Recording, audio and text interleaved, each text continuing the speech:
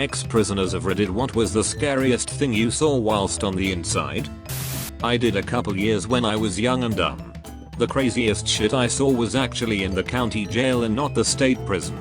The county jail was right on the Texas-Mexico border, so there were a lot of Hispanics. What was weird was the Hispanics born in America and the Mexicans from Mexico absolutely hated each other, loving shit out of him. That dude's screams will haunt me forever.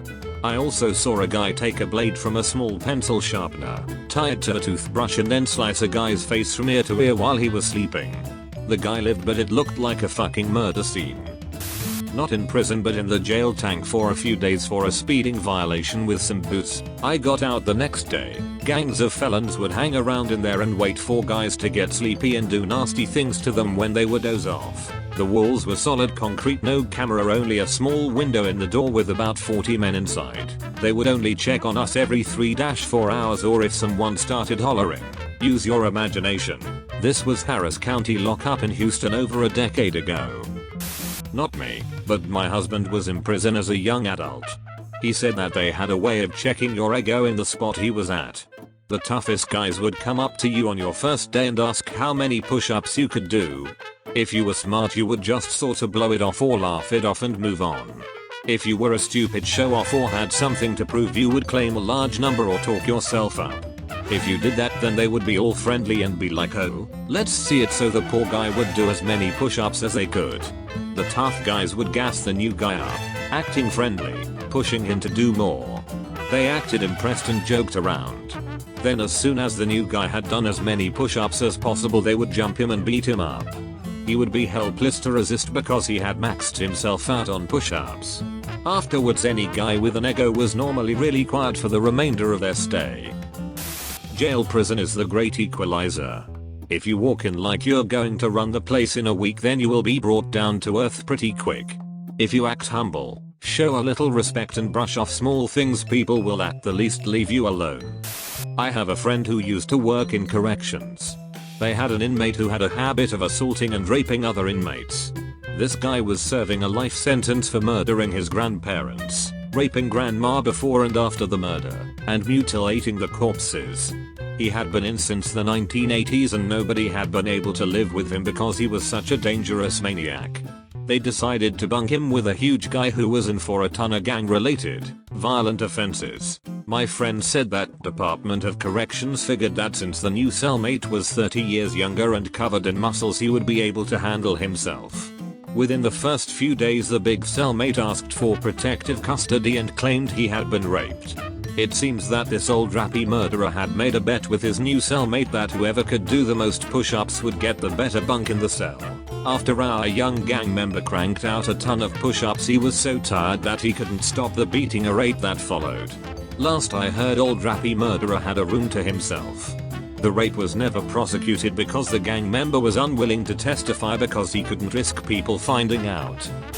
To some degree, the jail I worked at was decent at putting trouble inmates in the hole and keeping them there until they learned to chill out. Had a guy that was there for years.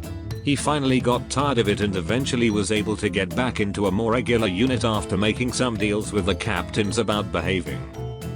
If you've ever seen the HBO documentary Gladiator Days, I was just placed in general population in Gunnison, Central Utah Correctional Facility, in the same section that then had the riot. Later, when the killing took place, it was across the way from us. We could see the whole thing go down through the huge bulletproof glass windows they had between our section, Cedar 1, and the section the killing took place in, Cedar 3. The guards repeatedly ordered us to lock down in our cells, but no one listened. The whole place was on lockdown for several weeks. I saw the documentary almost by accident years later and it freaked me out. It was like being right back there again. Worst thing I ever experienced. There were other bad things, but this one takes the cake. Saw a girl swan dive off the top tier one stint, and the next time I went, my cellmate swallowed heroin before she was booked in and died. No one noticed for a day. It was a big dorm and I wasn't next to her, but no one noticed. Everyone thought she was coming off meth and needing to sleep. The girl that jumped off the tire lived, luckily. I was in jail once waiting to see a judge. They'd moved me to 3 different jails in 3 days for some reason. I wasn't a troublemaker and was only in for driving on a suspended license, but I am big and scary looking. Anyways, when they transferred me to court, I was handcuffed to someone serving life and he was Aryan Brotherhood. I'm Hispanic, but look completely white and have a shaved head. He told me blacks were greenlit and that I had to swing on sight. If I saw a black man within reach, I was required to fight him, or they would beat or kill me later. It was a scary, and luckily the COs were aware and kept everyone separate until the green light ended. I spent a couple weeks in county jail. On the first day, when we were all being processed into the facility, strip, bend over, spread your cheeks, and cough, we were told very succinctly to never ever even joke about suicide while in the facility. Kinda like how you just don't say bomb on an airplane anymore. By day 3, I had a good understanding of the other guys I was locked up with. I was physically the biggest of the white guys in our pod, so all the white kids huddled around my table at meals to keep away from the Hispanic folks and the black folks. Yes, there are 3 teams in correctional facilities whether you like it or not. There was one kid in the group that seemed underdeveloped mentally. He probably had a learning disability among other things, but he essentially acted like a 12-year-old.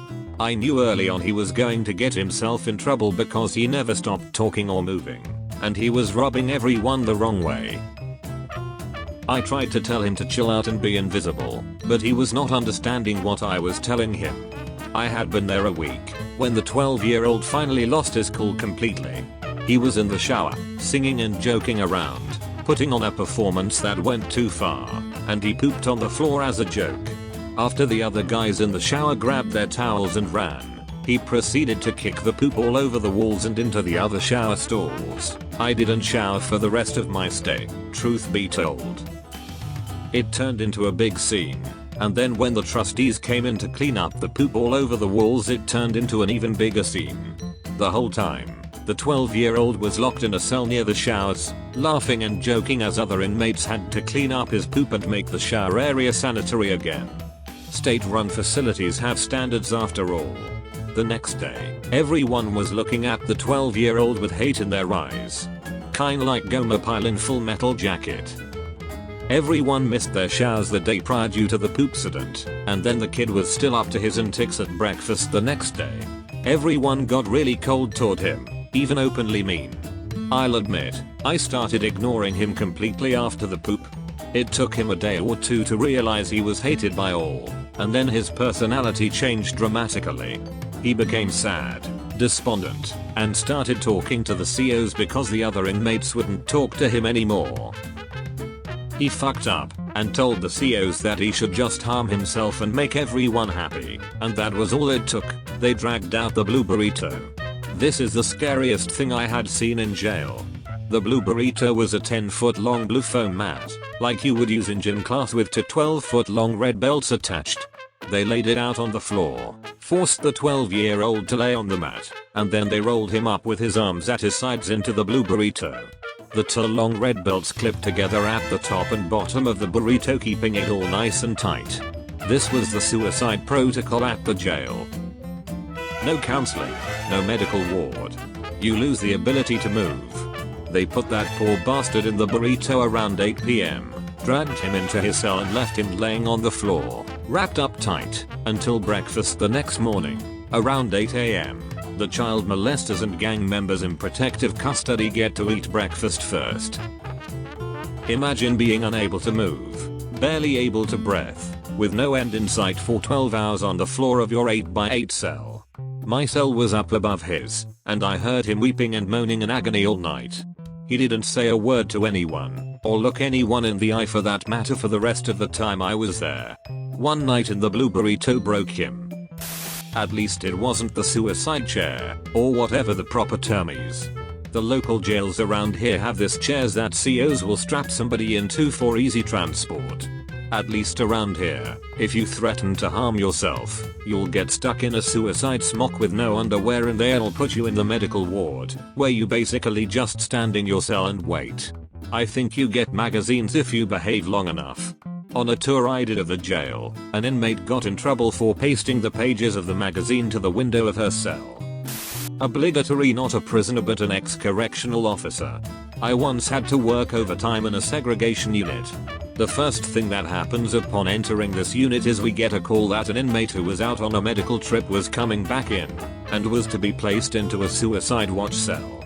This inmate had been taken to an outside hospital for cutting his arm from his wrist to his bicep. We placed him in the suicide watch cell and went to find a bed mat for him, which was hard cause he couldn't have one with a hole in it while being on suicide watch. He told me that if I didn't get him a bed mat in 5 minutes, he was going to start ripping stitches. I told him to wait, went to find a mat, and it had apparently been 6 minutes, cause by the time I got back, he had torn off his bandages and ripped out every single stitch in his arm. The blood was all over the place. We could easily see the muscle and fat in his arm. He agreed to cuff up and went on his merry way back to the outside hospital. I later found out he had only initially done it cause he wanted to get out of prison for a while. That fact alone messed me up. Early 90s. My dad was a prison sergeant when I was a small kid. I remember a long period of time where he was not allowed to kiss us or be close with my mom, sister and I found out years later it was because an inmate who was IV+ intentionally cut himself and tried to infect nearby officers during a fuss. They practiced extreme caution while my dad was getting checked every few months to make sure he didn't contract the disease. Fortunately he was not infected. I am not an ex-con or CO, but I've had a few CO customers at work tell me about stuff like that. Not only do you have to worry about getting stabbed and possibly bleeding to death, but you have to get tested for STDs because inmates sometimes infect the blades before they cut you. PLS subscribe to me, I live under a bridge in Bulgaria, need help. PLS thanks guys lol.